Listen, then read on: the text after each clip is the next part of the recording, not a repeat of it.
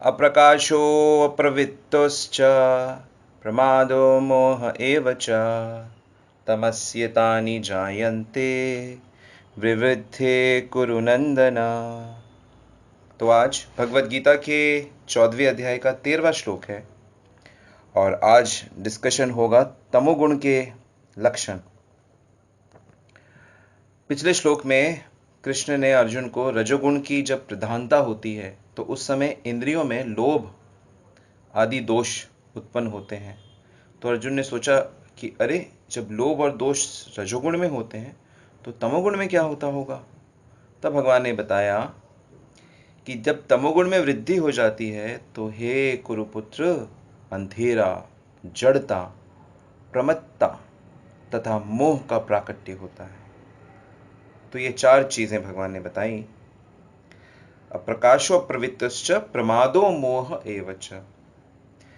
तो तमोगुण के बढ़ने पर शरीर के जो द्वार हैं उसमें प्रकाश का उल्टा अप्रकाश यानी कि अंधकार उत्पन्न होता है। जैसे सत्वगुण बढ़ने पे भगवान ने बताया था कि इंद्रियों में प्रकाश यानी कि ज्ञान उत्पन्न होता है, तो ठीक इसका उल्टा अंधेरा और अज्ञान उत्पन्न होता है तमोगुण में। और ये बड़ी खतरनाक स्थिति है, क्योंकि मान लीजिए यदि हमारे घर के मेन डोर पे अंधेरा हो तो कोई भी खतरनाक व्यक्ति, कोई भी चोर बदमाश घर के भीतर आ सकता है। सत्वगुण बढ़ने पे जैसे ज्ञान और प्रकाश चारों तरफ छाया होता है, तो ठीक इसका उल्टा चारों तरफ छाया रहता है। यह है तमोगुण की खासियत। तो जो इंद्रियां हैं उसमें से कौन सा विषय अंदर आना चाहिए या कौन सा नहीं आना चाहिए, ये डिस्क्रिमिनेशन, ये रोक टोक, ये निर्णय की स्थिति नहीं होती। सारे विषय अंधेरा है, आओ जाओ, देखने वाला कोई नहीं, रोकने वाला कोई नहीं। तो हमारी आंखों से हर चीज़ अंदर जा रही है, मुख से कुछ भी खा रहे हैं, कुछ भी पी रहे हैं, कान से हर चीज़ सुन रहे हैं, स्पर्श में भी कोई नहीं, पैरों से कहीं भी जा रहे हैं, कैसे भी जा रहे हैं, जूते पहन के घर में घूम रहे हैं, किचन में जा रहे हैं, कुछ लोग तो मंदिर में भी चले जाते हैं। तो ये तामसिकता है। तमोगुण बढ़ने पे और क्या होता है, अप्रवृत्ति उत्पन्न होती है। सत्वगुण में प्रवृत्ति थी, अप्रवृत्ति का अर्थ होता है निष्क्रियता, काम नहीं करना।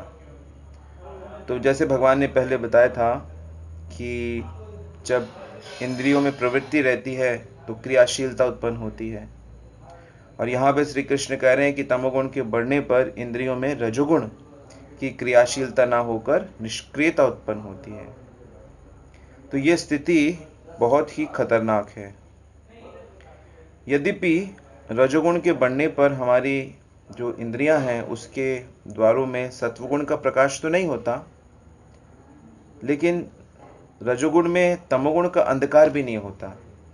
लेकिन जब तमोगुण छाता है तो पूर्ण अंधकार। तो ये एक बड़ी खतरनाक स्थिति है। ऐसे ही इसका जो तीसरा लक्षण है तमोगुण का, वो है प्रमादो। प्रमादो का अर्थ क्या होता है, शरीर में प्रमाद उत्पन्न होता है। प्रमाद का एक अर्थ होता है जो नहीं करना उसको करना, और जो करना चाहिए उसको नहीं करना।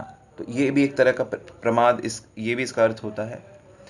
और साथ ही साथ एक अर्थ होता है लापरवाही। जब तमोगुण का प्रभाव पड़ता है उस समय अंधकार उत्पन्न होता है, निष्क्रियता उत्पन्न होती है। तो ऐसी स्थिति का लाभ उठाकर हमारी इंद्रियों में एक प्रमाद नामक, हम कह सकते हैं असुर या आतंकवादी घुस जाता है, जो बड़े भयंकर विनाशकारी कार्य करता है हमारे जीवन के लिए। तो प्रमाद यानी कि लापरवाही से अनेक दुर्घटनाएं हो जाती हैं। जैसे आपने बोर्ड देखा होगा, सावधानी हटी दुर्घटना घटी।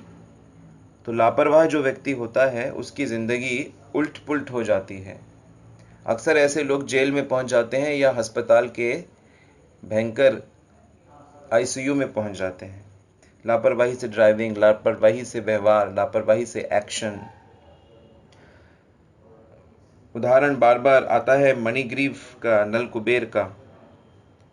बिल्कुल लापरवाह होके दोनों इतने देवता के पुत्र थे, कुबेर के पुत्र थे, और भगवान शिव की टीम में भी उनको सेवा मिल गई थी, और इतने लापरवाह कि गंगा जी में शराब पी के घुसे हुए हैं, और वो भी नग्न अवस्था में स्त्रियों के साथ क्रीड़ा कर रहे हैं। और नारद जी जब आते हैं, वो स्त्रियां, वो अप्सराएं तो चली जाती हैं, भाग जाती हैं, शर्मा जाती हैं, लेकिन ये बिल्कुल निर्लज होके उनके सामने निर्वस्त्र खड़े हो जाते हैं। तब उनके कल्याण के लिए नारद जी कहते, इतने नीचे गिर गए, बाप रे, इसके नीचे तो क्या होगा। तो पेड़ बना देते हैं उनको। और हालांकि क्योंकि नारद जी का शाप था, तो भक्तों का आशीर्वाद और भक्तों का शाप सब कुछ कल्याणकारी होता है। ये है भगवान के भक्त की महानता। ये है भगवान के भक्त। भगवान भी जब किसी को मारते हैं तो उसको मोक्ष मिलता है, जो बड़े बड़े योगियों को बड़ी मुश्किल से मिलता है। और भगवान के भक्त तो किसी को प्रेम करें तो उसको भगवान के भक्ति प्रदान करवा देते हैं, और किसी को शाप दें तो उसे भी भगवान के दर्शन करवा देते हैं। तो खैर, ये तो भगवत भक्तों की बात हुई। तो तमोगुण के बढ़ने पर हमारे मन में एक चीज और उत्पन्न होती है, उसको कहते हैं मोह। मोह का मतलब होता है परिश्रम नहीं करना।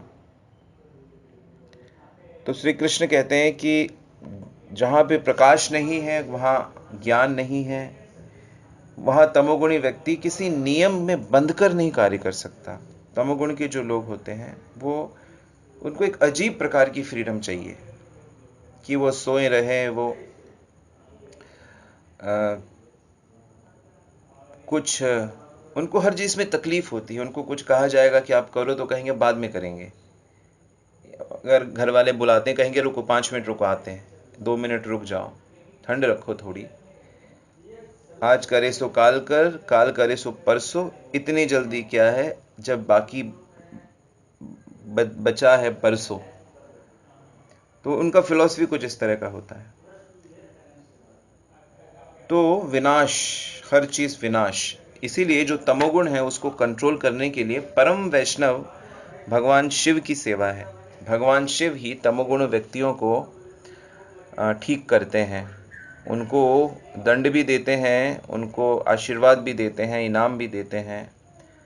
तो तमोगुणी व्यक्ति जितने भी भूत प्रेत पिशाच होते हैं, उन सब लोग यदि शिव की आराधना करें तो धीरे धीरे शिव उनको ऊपर की चेतना में लाते हैं।